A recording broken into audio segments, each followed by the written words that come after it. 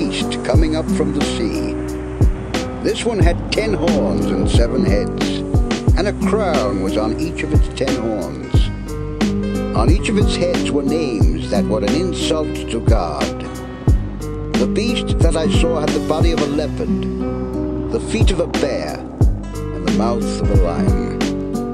The dragon handed over its own power and throne and great authority to this beast. One of its heads seemed to have been fatally wounded, but now it was well. Everyone on earth marveled at this beast, and they worshipped the dragon who had given its authority to the beast.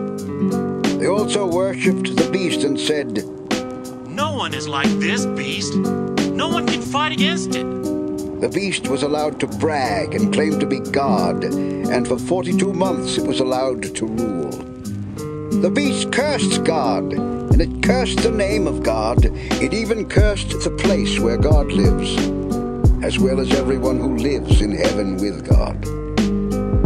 It was allowed to fight against God's people and defeat them. It was also given authority over the people of every tribe, nation, language, and race. The beast was worshipped by everyone whose name was not written before the time of creation in the book of the Lamb who was killed. If you have ears, then listen. If you are doomed to be captured, you will be captured. If you are doomed to be killed by a sword, you will be killed by a sword. This means that God's people must learn to endure and be faithful. I now saw another beast. This one came out of the ground. It had 2 horns like a lamb, but spoke like a dragon. It worked for the beast whose fatal wound had been healed. And it used all its authority to force the earth and all its people to worship that beast. It worked mighty miracles, and while people watched, it even made fire come down from the sky. This second beast fooled people on earth by working miracles for the first one.